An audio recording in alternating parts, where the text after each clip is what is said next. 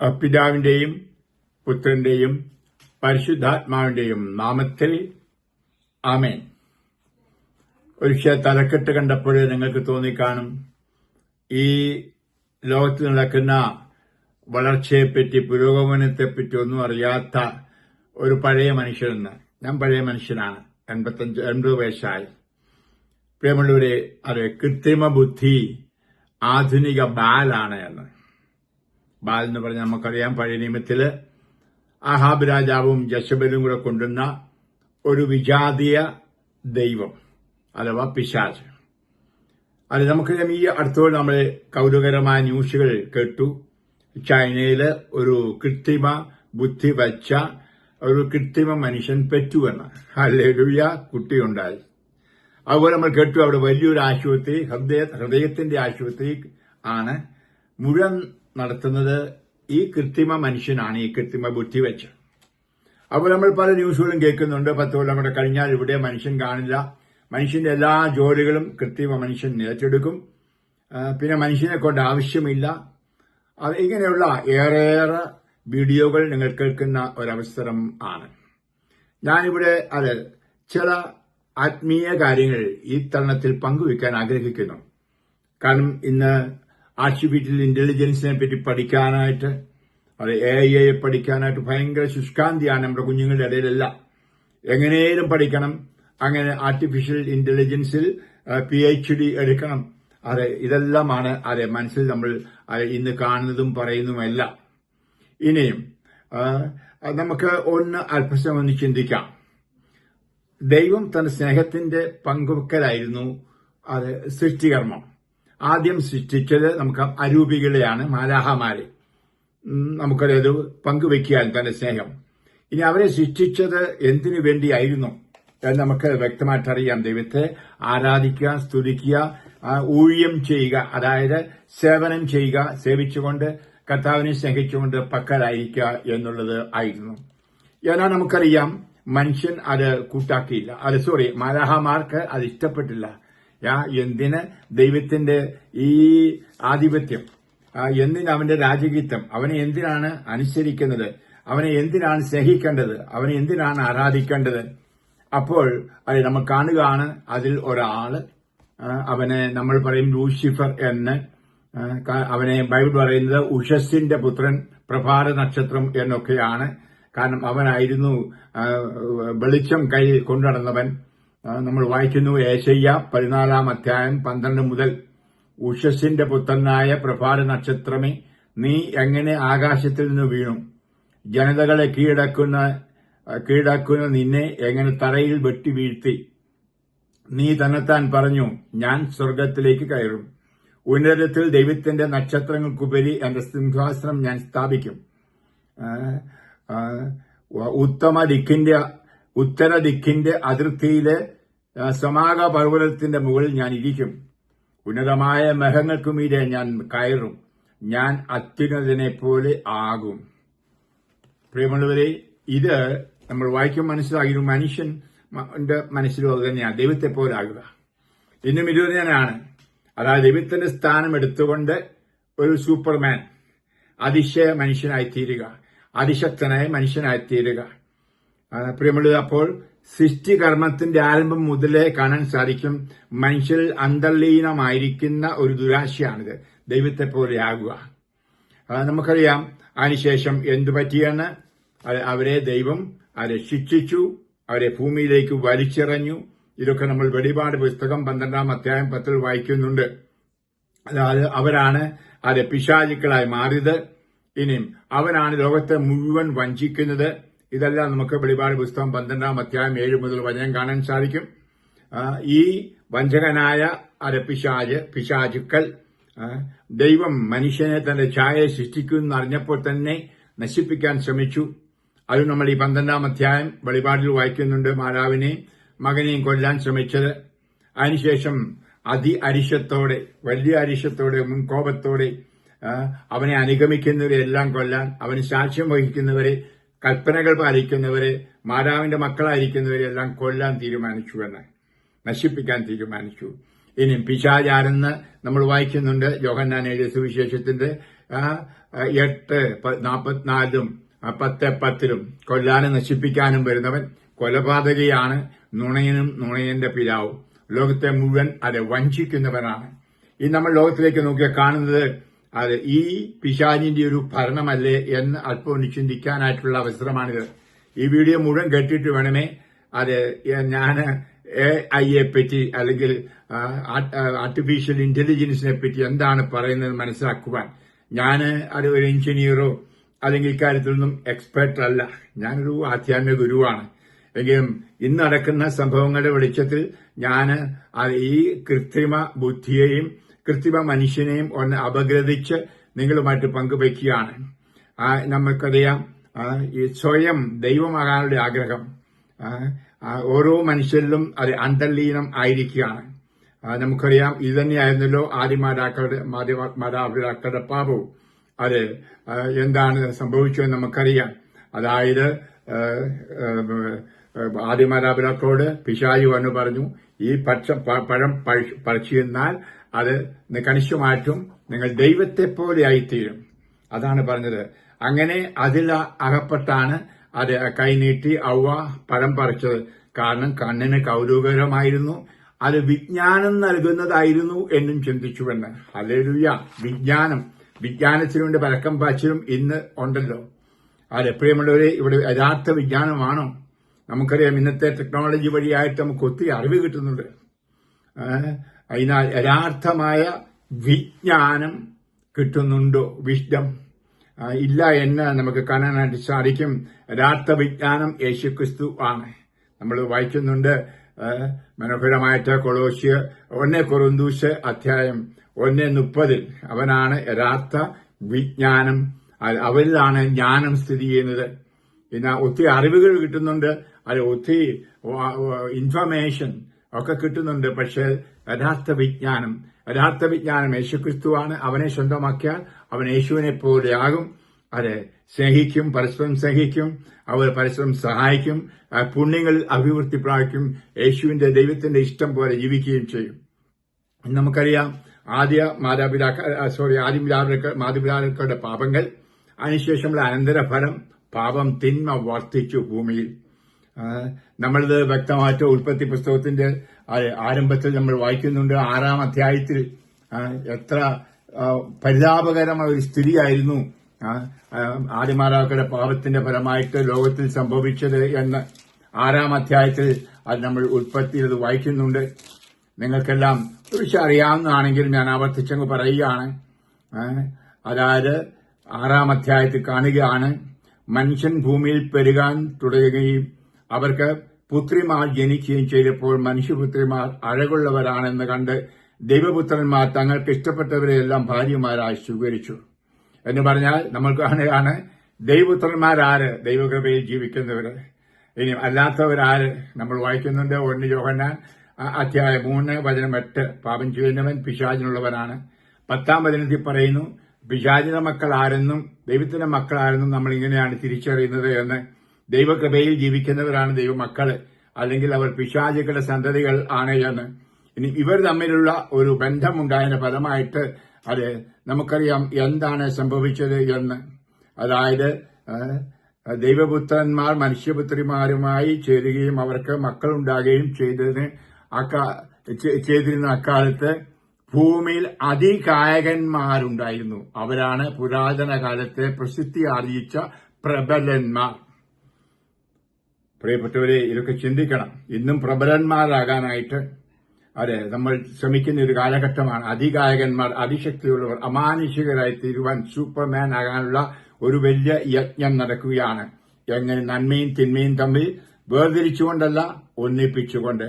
കർത്താവ് ദൈവം പറഞ്ഞു 6-ാം അധ്യായം ഉൽപ്പത്തി പുസ്തകം വചനം 3 കർത്താവ് ദൈവം പറഞ്ഞു, എന്റെ ചൈതന്യം മനുഷ്യരിൽ എന്നേക്കും നിലനിൽക്കുകയില്ല, അവൻ ജഡികനാണ്.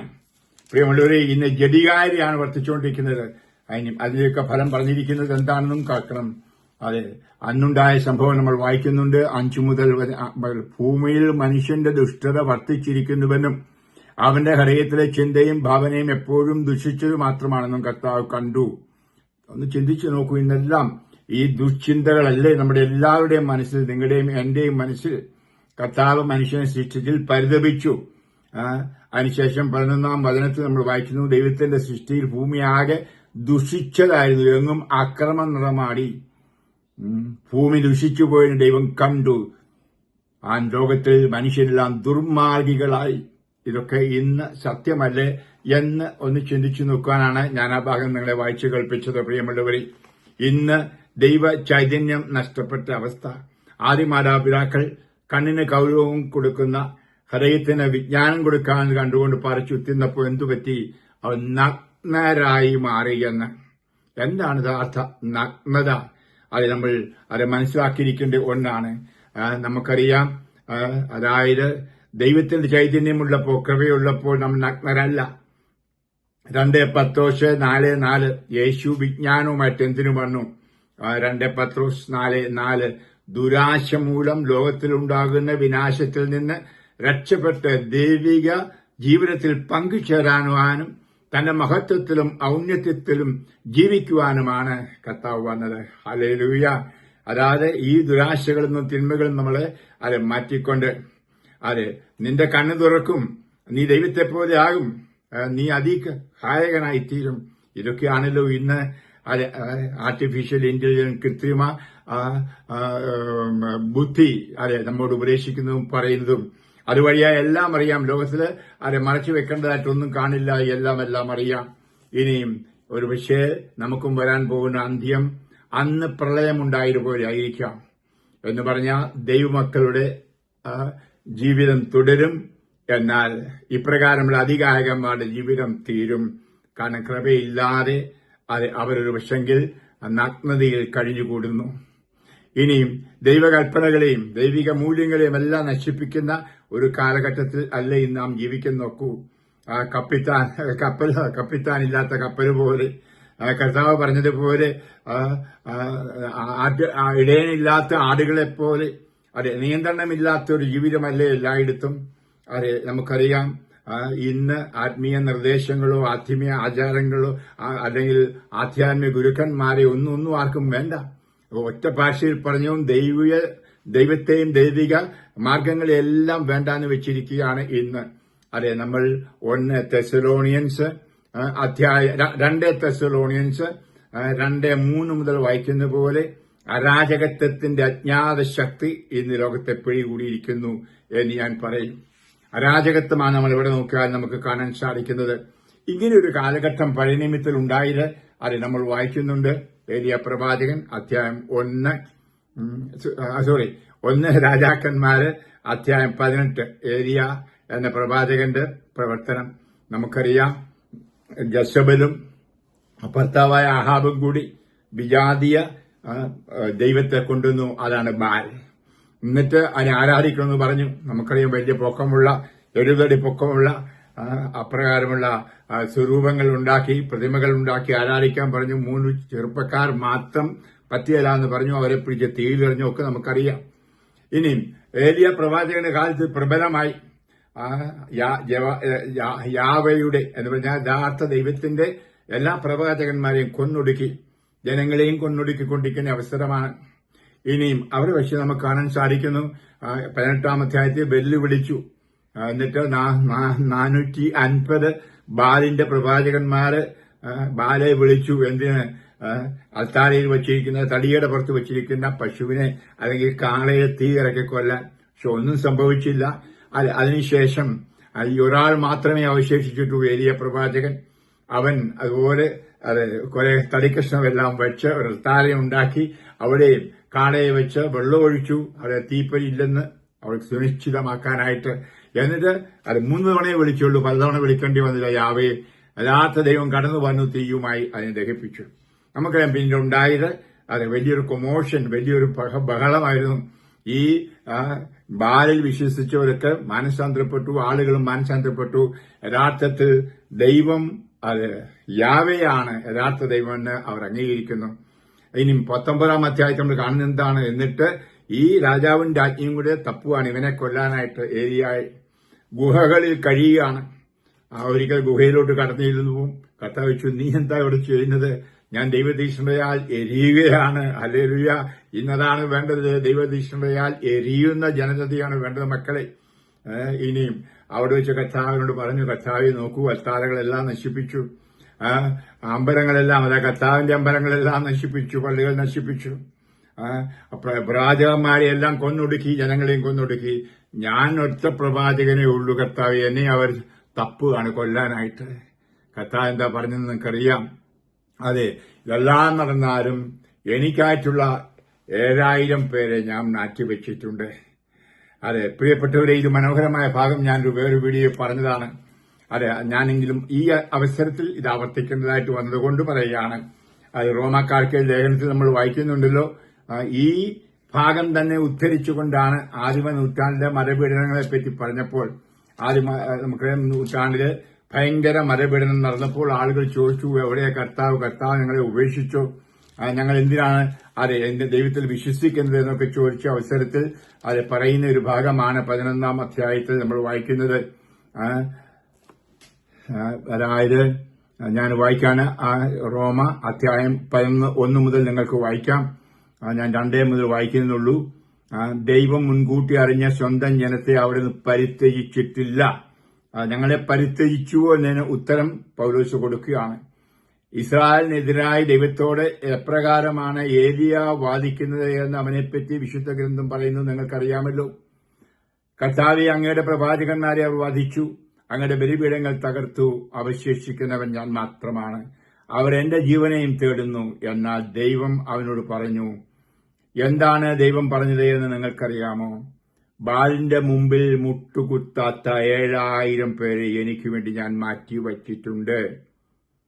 അപ്രകാരം കൃപയാൽ തെരഞ്ഞെടുക്കപ്പെട്ടവർ അവശിഷ്ട ഭാഗം ഇക്കാലങ്ങളിലുമുണ്ട്. ഹല്ലേലൂയ. ഈ കാലങ്ങളിൽ 2000 കൊല്ലത്തെ കാര്യമല്ല. അന്ന് പൗലോസ് പറഞ്ഞു, ഞാൻ ആവർത്തിക്കുകയാണ്. അത് ഇന്നും നമുക്ക് കാണാൻ സാധിക്കും. ആർക്കും പള്ളിയിൽ പോകണ്ട, പ്രാർത്ഥിക്കണ്ട, കൂരാശ വേണ്ട, ദൈവത്തെ കൊണ്ട് ആവശ്യമില്ല. കാരണം എല്ലാം ഈ ടെക്നോളജിയിലൂടെ കിട്ടും. എല്ലാം അതെ, അവൻ ചുമ്മാ സമയത്തിന് വേർപ്പാടാക്കുന്ന പള്ളിയിൽ പോയും പ്രാർത്ഥിച്ചും ഇതൊക്കെ ചുമ്മാ ദാനഗുരുക്കന്മാരും അച്ഛന്മാരും പറഞ്ഞുണ്ടാക്കുന്നതാണ്, പൊള്ളയാണ്. ദൈവമില്ല എന്ന് ഏറെ പേര് പറയുന്നു. ദൈവത്തെ ഉപേക്ഷിച്ചവർ അനേകം. നമുക്കറിയാം, നാസ്തികത്വം കൂടിക്കൂടി വരുന്നു. പിശാചിന്റെ ആരാധനകൾ അതും കൂടുന്നു. അങ്ങനെ യഥാർത്ഥ ദൈവത്തെ ആരാധിക്കുന്നവർ, സ്നേഹിക്കുന്നവർ അത് കുറെ ചുരുക്കം പേരേ ഉള്ളൂ. ആ കാലഘട്ടമാണ് ഇപ്പോൾ എന്ന് നമ്മൾ ഓർക്കണമേ. അതെ, നമ്മൾ അല്പം ചിന്തിക്കണം. അതെ, ഒരു പക്ഷെങ്കിൽ ഈ കൃത്രിമ മനുഷ്യനും കൃത്രിമ ബുദ്ധിയും എല്ലാം വർദ്ധിച്ച് ദൈവത്തെ പൂർണ്ണമായി തിരസ്കരിക്കുന്ന ഒരു കാലഘട്ടത്തിലേക്കല്ലേ നമ്മളിപ്പോൾ യാത്ര ചെയ്തുകൊണ്ടിരിക്കുന്നത്. ഇത് അങ്ങോട്ട് മുന്നോട്ട് പോയാലത്തെ സ്ഥിതി എന്ത്? ദൈവമില്ലാത്ത ഒരു ജീവിതം, മൂല്യങ്ങൾ ഇല്ലാത്ത ജീവിതം. മൂല്യങ്ങൾ നമുക്കറിയാം ബൈബിളിൽ നിന്നാണ് വരുന്നത്.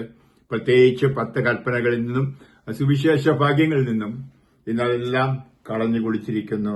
അതെ, പാപം പെരുകെന്ന് പറയും. എന്താണ് പാപം? നിയമലംഘനമാണ്. എവിടെയും നിയമലംഘനം, എവിടെയും അരാജകത്വം. അപ്പൊ അരാജകത്വത്തിന്റെ ഈ തിന്മ പ്രവർത്തിപ്പിക്കുന്ന ഒരു ശക്തി ഇതിന്റെ എല്ലാം പിന്നിൽ ഉണ്ട്. ഇത് നമ്മൾ മനസ്സിലാക്കണമേ. ഇങ്ങനെ മുന്നോട്ട് പോകുമ്പം എന്താണ്?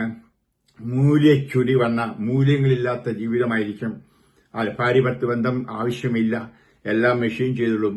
പേറ് വരെ ചെയ്യുന്നത് കൃത്രിമ മനുഷ്യനാണ്. മക്കളെ നോക്കുന്നതും കൃത്രിമ മനുഷ്യൻ. ആയമാരെ ആവശ്യമില്ല, വേലക്കാരെ ആവശ്യമില്ല.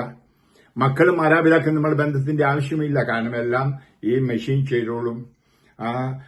ആരെയും പരാശ്രയിക്കേണ്ട ആവശ്യമില്ല. പരസ്നേഹത്തിന്റെ ആവശ്യമില്ല, അതും മാറും. മറ്റുള്ളവർക്ക് സേവനം ചെയ്യേണ്ട ആവശ്യമില്ല. എല്ലാവർക്കും എല്ലാം ഉണ്ടായിരിക്കും. സൂപ്പർ മനുഷ്യൻ, എല്ലാം കൊണ്ടും തികഞ്ഞവൻ. പ്രിയമുള്ളവർ, അങ്ങനെ മൂല്യച്യുതി ഒന്നിനു പുറകെ ഒന്നായിട്ട് വരുന്ന ഒരു സമയമായിരിക്കും ഞാൻ പറയുന്നു ഈ കൃത്രിമ മനുഷ്യന്റെ കൃത്രിമ ബുദ്ധിയുടെ കാലഘട്ടം എന്ന്. ഒരു പക്ഷെങ്കിൽ നമ്മൾ പറയും ഇന്നത്തെ ഈ ടെക്നോളജി വളർന്നതുകൊണ്ട് നമുക്ക് ഒത്തിരി അറിവ് കിട്ടിയെന്ന്. ഇവിടെ ഓർക്കണം, നമുക്ക് ഒത്തിരി ഇൻഫർമേഷൻസ്, ഒത്തിരി കാര്യങ്ങളെപ്പറ്റി നമുക്ക് അറിവ് ഉണ്ട് കണിശമായിട്ടും. എന്നാൽ വിവേകമുണ്ടോ? വിവേചിക്കുന്നുണ്ടോ? ഇനി അറിവ് അങ്ങോട്ട് ജ്ഞാനമായി മാറുന്നുണ്ടോ? വിജ്ഞാനമുള്ളതായി മാറുന്നുണ്ടോ? അറിവൊത്തിരി ഉണ്ട്. ഈ അറിവെല്ലാം കിട്ടും. അതെ, ഗൂഗിളിൽ അടിച്ചാൽ മതി, അല്ലെങ്കിൽ അതെ ആർട്ടിഫിഷ്യൽ ഇന്റലിജൻസ് നോക്കിയാൽ എല്ലാം ചെയ്തോളും. ബുദ്ധിയുടെ കാര്യത്തിൽ എല്ലാം അറിവ് കിട്ടും. എന്നാൽ ജ്ഞാനം നമുക്ക് യന്ത്രം വഴി കിട്ടില്ല. ഒരു യന്ത്രത്തിനും ജ്ഞാനം കൊടുക്കാൻ സാധിക്കില്ല. ജ്ഞാനത്തിലൂടെയാണ് പുണ്യങ്ങൾ ഉണ്ടാകുന്നത്. പരസ്നേഹം, മറ്റുള്ളവരെ സഹായിക്കൽ, അല്ലെങ്കിൽ സഹിഷ്ണുത, സ്നേഹം, സമാധാനം, സന്തോഷം, ക്ഷമ, കാരുണ്യം, ഇങ്ങനത്തെ എല്ലാ പരിശുദ്ധാത്മാവിന്റെ എല്ലാ പുണ്യങ്ങളും, എല്ലാ ദാനങ്ങളും, അതുപോലെ തന്നെ കഴിവുകളും അനുഗ്രഹങ്ങളും കിട്ടുന്നത് നമുക്കറിയാം ദൈവവുമായുള്ള ബന്ധത്തിൽ നിന്നാണ്. ഒരു മെഷീനും ഇത് കൊടുക്കാൻ പറ്റത്തില്ല. പക്ഷെ അതിലേക്ക് നീക്കിക്കൊണ്ടിരിക്കുകയാണ് ഇന്ന്. അറിവ് കൂടുതലുണ്ട്, അറിവൊത്തുള്ളവരാണ് എല്ലാവരും. ഞാനിപ്പോ ഇത് പറയുമ്പോൾ ഞാൻ ഒരു മണ്ടനാണ്. എല്ലാവരും പറയും മഞ്ഞാക്കളച്ചിന് എയെ പറ്റി ഒരു ചുക്കും അറിയത്തില്ലാത്തതുകൊണ്ട് ഇത് പറയുന്നത്. എന്ത് മനോഹരം, എന്താ ഇനിയും ക്ലാസ്സിൽ പോകേണ്ട ആവശ്യമില്ല കേട്ടാ, പുസ്തകം വായിക്കേണ്ട ആവശ്യമില്ലട്ടാ. അത് ഇനിയിപ്പം എല്ലാം അത് ഈ പരീക്ഷയൊന്നും ആവശ്യമില്ല, ആശുപത്രിയിലും പോകേണ്ട ആവശ്യമില്ല, ഡോക്ടർമാരെയും ആവശ്യമില്ല, അച്ഛന്മാരെ ആവശ്യമില്ല, മത്തന്മാരെ ആവശ്യമില്ല, പള്ളിയും പട്ടക്കാരെയും ആവശ്യമില്ല. മഞ്ഞാക്കച്ച എന്താ ഞങ്ങളൊക്കെ പുരോഗമനത്തിലേക്ക് കടന്നിരിക്കുന്നു എന്ന് ഇത് കേൾക്കുന്ന ആരും പറയും. എന്നാൽ ഇതിന്റെ ഭവിഷ്യത്തുകൾ നിങ്ങൾ ചിന്തിച്ചില്ല എങ്കിൽ നിങ്ങൾക്കും അടുത്ത തലമുറയ്ക്കും വരുന്നത് എന്ന് അത് ഒന്ന് ചിന്തിച്ചുകൊണ്ടിരിക്കുന്ന നല്ലതായിരിക്കും. ഈ തരുണത്തിൽ പ്രിയമുള്ളവരെ, അത് നമുക്ക് വേണ്ടത് നവീകരണമാണ്, കണിശമാറ്റം. നമുക്കറിയുന്നു, ചുറ്റും നോക്കിയാൽ എല്ലായിടത്തും ദൈവനിഷേധമല്ലേ, ദൈവത്തെ വേണ്ട എന്നുള്ളതല്ലേ, നിഷ്പക്ഷത, അതാ എല്ലാത്തിനോടും അതൃപ്തി, പള്ളിയോടും അമ്പലത്തോടും മോസ്കിനോടും പ്രാർത്ഥന എല്ലാ മതത്തിലും കാണാൻ പറ്റുന്നു നമുക്കിത്. ഇതിന്റെ അതായത് പലതരത്തിലുള്ള ഭൗമികായത്വം കടന്നു വന്നിരിക്കുന്നു. ഭൗമികായത വന്ന് അത് മനുഷ്യനെ പിടിച്ചു വിഴുങ്ങിയിരിക്കുകയല്ലേ എന്ന് അത് നമ്മൾ ചിന്തിക്കുന്നത് ഒരുപക്ഷെ നല്ലതായിരിക്കും. എല്ലായിടത്തും ഇപ്രകാരമുള്ള അരാജകത്വത്തിന്റെ ദുർഭൂരം വന്നിട്ടില്ലേ എന്ന്. ഈ ലോകത്തിൽ സുഖമായി ജീവിക്കുക, സൂക്ഷിച്ച് ജീവിക്കുക. അപ്പോൾ ഇതിന്റെ ആർട്ടിഫിഷ്യൽ ഇന്റലിജൻസ്, കൃത്രിമ ബുദ്ധിയുടെ വരവോടുകൂടി നിത്യത എന്ന് പോകും. ദൈവം വിധിക്കുകയില്ല. ദൈവമില്ലല്ലോ, പിന്നെ എങ്ങനെ വിധിക്കാനാണ്? മാത്രമല്ല നരകവും കാണുകയല്ല, പിശാചും കാണുകയല്ല. എല്ലാം ഇവിടെ തിന്നുക, സുഖിക്കുക എന്ന് ജീവിച്ചു പോകുന്ന ഒരു മുറയിലേക്ക് വരും. എന്നാൽ പ്രിയമുള്ളവരെ, ഞാൻ പറയുന്നു, കൊല്ലാനും നശിപ്പിക്കാനും വരുന്ന ഈ ബാൽ, ഞാനത് പറയുമ്പോൾ ബാൽ എന്ന വാക്കിന്റെ അർത്ഥം നിങ്ങൾ മനസ്സിലാക്കണം. അതായത് ദൈവത്തെ വേണ്ടാത്ത ഒരു ജീവിതം, അതായത് ഭൂമിയിൽ ഉണ്ടാക്കിയ ശാസ്ത്രീയ കാര്യങ്ങളെ ആരാധിക്കുന്ന എന്ന് പറഞ്ഞാൽ ഈ കൃത്രിമ ഉപകരണങ്ങളെ, ടെക്നോളജിയെ ആരാധിക്കുന്ന ഒരു കാലമാണ് ഇന്ന്. പലരും പറയാനുള്ളതുപോലെ ദൈവത്തെ വിളിച്ചിട്ട് ഇപ്പൊ എന്നാ കിട്ടാണ്? ദൈവം വിട്ടു, ദൈവം ഉണ്ടെങ്കിൽ ദൈവം ഞങ്ങളെ ഉപേക്ഷിച്ചു. അന്ന് പൗലോസ്ലീഹായോട് ആദിമ ക്രൈസ്തവർ പറഞ്ഞതുപോലെ ദൈവം കൈവിട്ടു, പുള്ളി ഉറങ്ങാണ്. ഇല്ല, ദൈവം ഉറങ്ങുന്നില്ല, മയങ്ങുന്നില്ല. 24 മണിക്കൂർ നമ്മളെ കണ്ടുകൊണ്ടായിരിക്കുന്നത്. അവന് ഒരു കാര്യമേ ആവശ്യപ്പെടുന്നുള്ളൂ, അവനിൽ വിശ്വസിക്കുക, അവനെ സ്നേഹിക്കുക, അവനെ ആരാധിക്കുക. ഇതാണ് മലഹമാരോട് പറഞ്ഞത്, ആദിമ മനുഷ്യരോട് പറഞ്ഞത്. ഇന്നും നമ്മോടെല്ലാം പറഞ്ഞുകൊണ്ടിരിക്കുന്ന കർത്താവ് തന്നെയാണ്. പ്രിയമുള്ളവരെ, അവിടുത്തെ അറിഞ്ഞ് സ്നേഹിച്ച് സേവിച്ച് ജീവിക്കാനാണ് ഓരോ മനുഷ്യൻ സൃഷ്ടിക്കപ്പെട്ടിട്ടുള്ളത് എന്ന് നമുക്കറിയാം. ഇനിയും അത് അങ്ങ് മാറിയിട്ട് ഇന്ന് നമുക്കറിയാം, ഒരു മൊബൈൽ തലണക്കീഴെ ഇല്ലെങ്കിൽ, എന്റെ മുറിയിലൊരു ആർട്ടിഫിഷ്യൽ മനുഷ്യൻ ഇല്ലെങ്കിൽ, ഒരു ചെറുപ്പക്കാരനോട് പറയായിരുന്നു സ്പെയിനിൽ വെച്ച്, എനിക്ക് ഒരു ഇതുണ്ട്, കൃത്രിമ മനുഷ്യനുണ്ട്, അതിനകത്ത് കൃത്രിമ ബുദ്ധിയും വെച്ചിട്ടുണ്ട്, എന്റെ വീട്ടിലെ പണിയെല്ലാം ചെയ്യും, ഞാൻ പറഞ്ഞു വിടും, മാർക്കറ്റിൽ പോയി സാധനങ്ങൾ മേടിച്ചുകൊണ്ട് വരും, എന്റെ കണക്കെല്ലാം എഴുതി വെക്കും, എനിക്ക് കമ്പ്യൂട്ടറിന്റെ ആവശ്യമില്ല, മൊബൈലിന്റെ ആവശ്യമെല്ലാം പുള്ളിക്കാരൻ ചെയ്തോളും. പ്രിയമുള്ളവരെ, ഓർത്തോണം, ഈ പറഞ്ഞ പുള്ളിക്കാരന് ദൈവമായിട്ട് ബന്ധപ്പെടാൻ സാധ്യമല്ല. ആത്മാവുള്ളത് മനുഷ്യൻ മാത്രമാണ്. ആ മനുഷ്യൻ വ്യത്യസ്തനാണ്. മനുഷ്യന് പകരമായിട്ട് ആരും ഒരു മനുഷ്യനെ ഉണ്ടാക്കില്ല, സൃഷ്ടിക്കില്ല. ഇത്രയെല്ലാം ടെക്നോളജി വളർന്നിട്ടും വേറൊരു മനുഷ്യനെ ഉണ്ടാക്കാൻ ഒരു മനുഷ്യന് പറ്റുകയില്ല. ഹല്ലേലൂയ. ഇത്രയെല്ലാം പുരോഗമിച്ചു. മറ്റ് ഒരു പക്ഷെങ്കിൽ പ്ലാനറ്റിലേക്ക് പോകാനായിട്ട് ശ്രമിക്കുന്നു. ഭൂമി പോലെ യുണീക്കാണ്, പ്രത്യേകമാണ്, വേറെ ഒരെണ്ണം പോലും കാണില്ല. പ്രിയമുള്ളവർ, ഞാനിത് പറയാൻ കാരണം ദൈവം ഭൂമിയെ സൃഷ്ടിച്ചത് ഏകമായിട്ട് പ്രത്യേക മനുഷ്യൻ തന്റെ ഛായയിലും സാദൃശ്യത്തിലുള്ള മനുഷ്യന് ജീവിക്കാനായിട്ട് കൊടുത്തിരിക്കുന്നതാണ്. പറുദീസ ആണ് ഈ ഭൂമി. ഹല്ലേലൂയ. ഈ ടെക്നോളജി എല്ലാം മണ്ണ് നമുക്കറിയാം, ഒന്നിനു പുറകെ ഒന്നായിട്ടെല്ലാം നശിപ്പിക്കുകയാണ്. അതിന്റെ അനന്തരഫലമായിട്ട് രോഗങ്ങൾ സഹിക്കുന്നു. അതേപ്പറ്റിയൊക്കെ ഞാൻ വേറൊരു വീഡിയോ പിന്നീട് ഇറക്കാൻ നോക്കാം. പ്രിയമുള്ളവരെ, അങ്ങനെ മറ്റുള്ള സ്ഥലങ്ങളിലേക്ക്, വ്യാഴത്തിലേക്ക്, ചന്ദ്രനിലേക്കൊക്കെ പോകാൻ പരിശ്രമിക്കുകയാണ്. എന്തൊരു ബുദ്ധിശൂന്യനായ മനുഷ്യൻ. ഇവിടെയാണ് നോക്കേണ്ട, ലോകത്തിന്റെ ബുദ്ധിയാണോ, ലോകത്തിന്റെ വിജ്ഞാനമാണോ, ദൈവത്തിന്റെ വിജ്ഞാനമാണോ വലുത് എന്ന്. മനുഷ്യന്റെ പരിമിതമായ ബുദ്ധിയിൽ നിന്നുകൊണ്ട് ഞാൻ അതികായകനാണ്, ഞാൻ ജയന്റാണ്, എനിക്കെല്ലാം ഉണ്ട്, എനിക്കെല്ലാം അറിയാം, എനിക്ക് ദൈവത്തെ പോലും വേണ്ട എന്ന് പറഞ്ഞ മനുഷ്യൻ ഭൂമിയെ നശിപ്പിച്ചുകൊണ്ടല്ലേ ഇരിക്കുന്നത്. നമുക്ക് ഏതാനും വർഷങ്ങൾക്ക് മുമ്പുള്ളതും ഇപ്പോഴുമുള്ള ലോകത്തിലെ ജീവിതം നോക്കിയാൽ തന്നെ നോക്കിയോ, എല്ലാവരും രോഗികളായി മാറിയില്ലേ? ആരാണ് രോഗികളാക്കി? മറ്റേ ദൈവമാണോ? പാവം ദൈവം. ആരാണ് ഈ രോഗാണുക്കളെല്ലാം സൃഷ്ടിച്ചു വിടുന്നത്?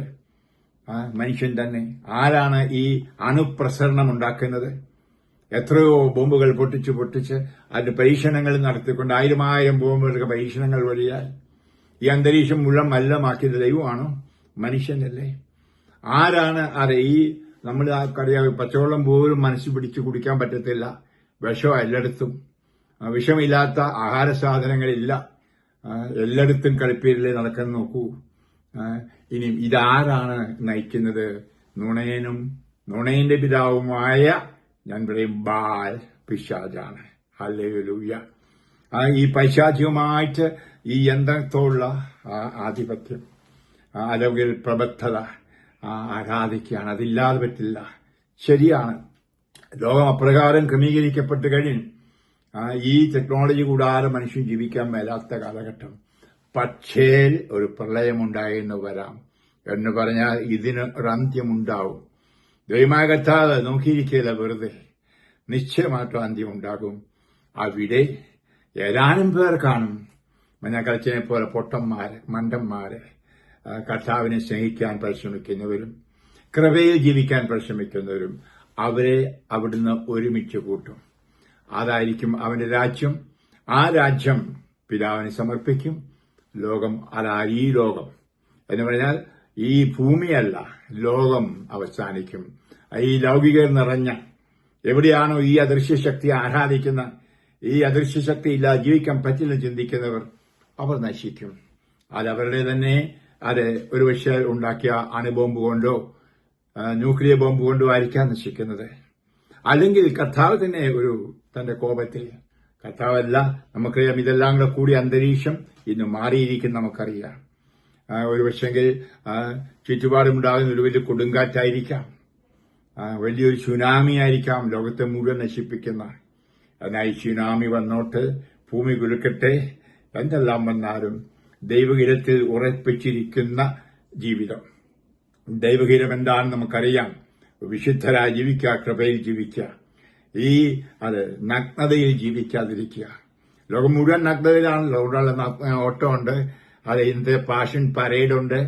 ഇന്ന് പെണ്ണുങ്ങളായാലും ആണുങ്ങളായാലും കാണിക്കാൻ പാടില്ലാത്ത കാണിച്ചുകൊണ്ട് നടക്കുന്നില്ല. കാരണം ഈ പൈശാചികത്വമാണ്. അതായത് നമുക്കറിയാം, മൂലച്യുതി വന്ന ലോകത്തിന്റെ ഭാഗങ്ങളാണ് നമ്മൾ കണ്ടുകൊണ്ടിരിക്കുന്നത്. ഓർക്കണം, പുറമേയും അഹമയും നമുക്കറിയാം, അകത്തുനിന്നുള്ളതാണല്ലോ പുറത്തു വരുന്നത്. അധരങ്ങളിലൂടെ സംസാരിക്കുന്ന ഹൃദയത്തിലുള്ള കാര്യങ്ങളാണല്ലോ. അതുപോലെയാണ് നമ്മുടെ ആന്തരികതയാണെന്ന് പുറത്തും കാണപ്പെടുന്നത്. പ്രിയമുള്ളവരെ, ഇതിന് ഒരറുതി വരാതിരിക്കില്ല. ദൈവമാണ് അറുതി വരുത്തുന്നത്. ഞാൻ പറയാം, ദൈവം നശിപ്പിക്കുന്നില്ല, സ്വയം നശിക്കും ഭൂമി. എന്നാൽ കൃപയിൽ ജീവിക്കുന്നവരെ കർത്താവ് ഒരുമിച്ച് കൂട്ടും, പിതാവിനർപ്പിക്കും. യേശുവിനെ പിതാവ് അയച്ചത് അതിനു വേണ്ടിയിട്ടാണ്.